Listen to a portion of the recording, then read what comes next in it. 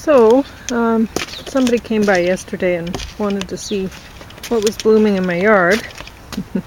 There was a dandelion blooming, but I picked the dandelion. I haven't weeded the dandelions out to juice them from here yet. But there's a couple tulips.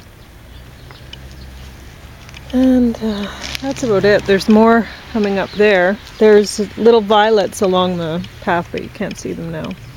And I'll be eating those. And this pretty little guy blooming. I planted those all through there, but I don't know how many will come up because, or come back, because the cats dig them up. So I have to keep planting them. And if I put them in a place where I notice right away if they're dug up, then I can plant them right away. But I don't always notice. So, and then the roots dry out, and then that's no good. But I planted some little guys out here yesterday, and I don't know how they're going to do because they're covered up with snow now. I feel bad about that, but anyway, there's not much up in the peat bales.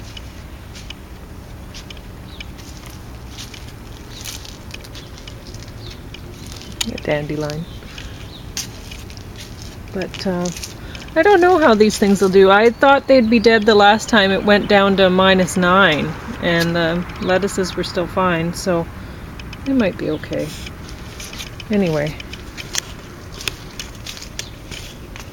I'll be planting up the rest of the bales in a couple weeks or so. Oh, got covered over with snow. Some snow just dropped on me and the camera.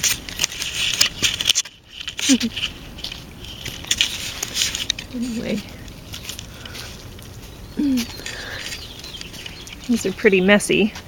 I haven't been feeling like doing anything lately, so okay, well, I think I'll put the birdhouse. It's just a little crummy birdhouse I bought from the MCC. There, the camera can sit there. So that should work out. But the birdhouse, it reminds me of, I was telling James about when I was a little girl. I'm drinking Stash White Christmas tea. This was given to me at the Furniture Depot, the Salvation Army Furniture Depot. And I'm very thankful for it because although I hadn't been drinking tea, I am now. And this is white tea with peppermint and a bit of ginger. It smells lovely.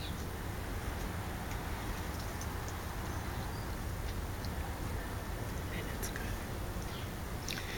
So, anyway, I thought it would be a good day to have this white Christmas tea that I just picked up the other day because it's very white out here and Christmas-like. And the red birdhouse reminds me of the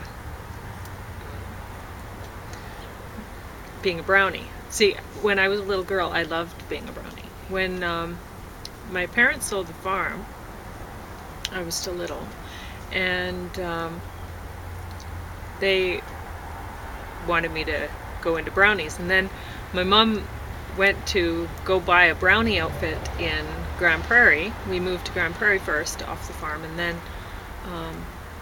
went out east to PEI. But anyway, so short stop in Grand Prairie, and Mom got me a brownie outfit because she wanted me to be a brownie. And then when we went to get the outfit, she was like, oh, well, that's very expensive. I can't remember what it was, but I remember it was very expensive. Even to me, it seemed like a lot. Something like $80 or something for a brownie costume, and it was ugly.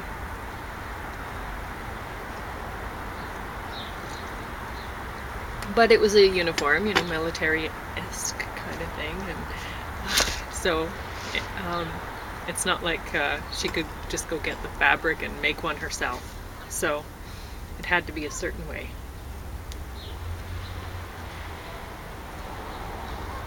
So she got me this costume anyway. And when I joined the brownies in Montague, in PEI when we went there. I think it was Montague. Or maybe it was Belfast. I can't remember. Maybe it was Belfast.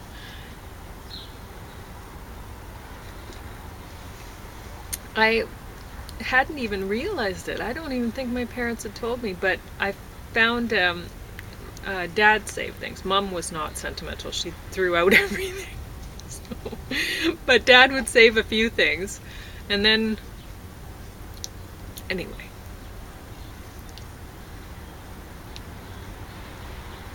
He'd saved a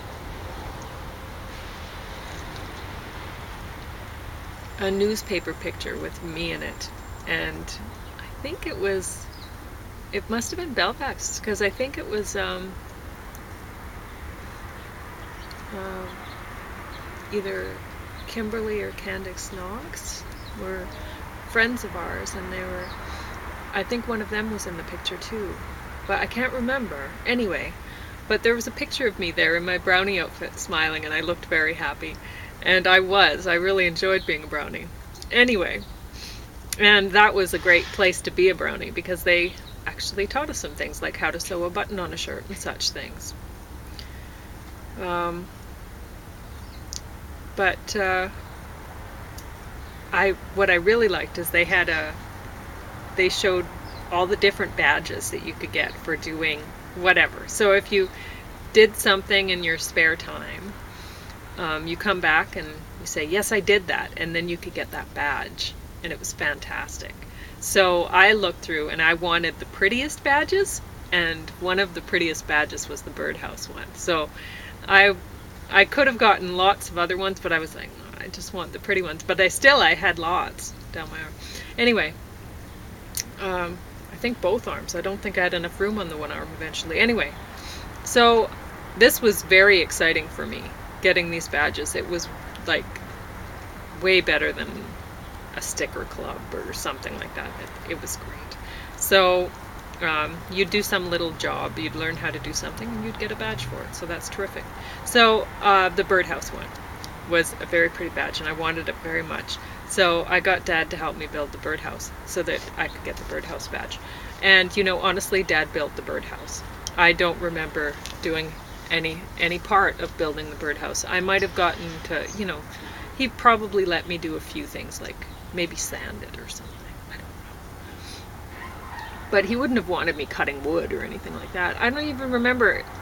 I remember him saying, well, you should do it yourself, and we shouldn't do it with wood, because I remember him telling me that, because he's like, this isn't appropriate for you to be doing this at your age, kind of thing.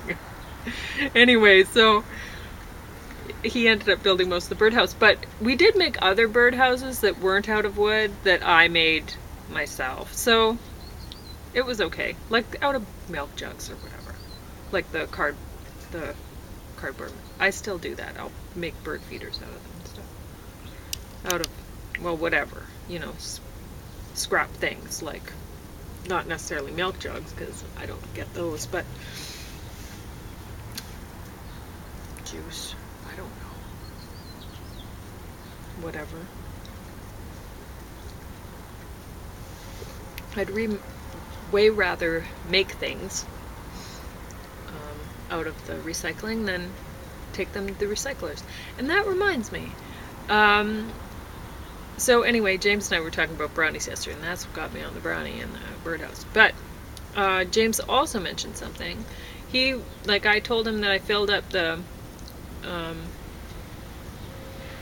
we had just done recycling not that long ago, so I didn't have to fill that much. But anyway, I filled up the recycling tub. They brought us blue tubs now. And they'd forgotten about my house because it's out in the middle of nowhere. And so I called, and they brought it by anyway. And so I put the stuff, whatever I had, in there. And it doesn't... you just stick it in there. You don't have to sort it out or anything, which doesn't seem to make sense to me. It would be better to have a container that's stackable, like say where you have it would take up the same amount of space, but then have one container as cardboard, and then, kind of like the beehive frames, just on top of it. Anyway, So I put that all in there, and I'm not liking doing it because all of my recycling was sorted, and then I'm putting it in unsorted, and it didn't make sense to me. It felt very wrong. Anyway, and it felt wrong to James, and he's like, I still want to take it in because this doesn't feel. And I was thinking, well, everyone that I've talked to, they don't like getting these when the cities come up with these recycling programs. They don't enjoy it. Like even people, like these are people that I know, so people that have always been really into recycling stuff. They don't like it, so I can't imagine what the other people think of these things. But anyway, because I don't know, they always do it wrong. Municipalities, the government, they don't know, they don't do it. They're not the people who do it in the first place, and so they don't know how to do it properly. I don't know. But anyway, I know, I don't think that, like James says, well, he thinks it's going to go to the dump anyway, and I think so too. I think that that's all that they're doing. They're making it look like they're recycling when they're not. And this is what I thought they've done with the recycling all along. Like, there was the recycling dumpsters that they have for people to put stuff in. I've just expected, well, they just take that to the dump afterwards, and people feel like they've recycled and done a good thing, and that's probably all that happens to it. Like, we noticed that they might have just been storing it out that way, but one day James and I were they picked up a tub, and so we decided to follow them, and they were going out to the dump with it. And they may have storage out there for the stuff until they bring it somewhere else, but I don't know. It was what I expected, and because I know when I worked with the city, I overheard people talking about how they'd sent people out to Calgary to bring the recycling to Calgary, and it wasn't sorted properly. Like, I guess there was some stuff, like paper mixed in with the plastic or something, you know what I mean? So it wasn't sorted properly somehow, and so they wouldn't take it in Calgary, so they just ended up taking it to the dumpster. They took it all the way there to go to the dumpster, to the dump. So I don't know. And I was just, at the time, it hadn't occurred to me that things might go to the dump anyway, right? And I was like, well, the city needs to hire somebody to sort it then. Like, this, you can't take it to the dump. Think of all the people that worked so hard to bring their recycling in. But, it's probably always going to the dump. And those blue tubs probably still will be going to the dump.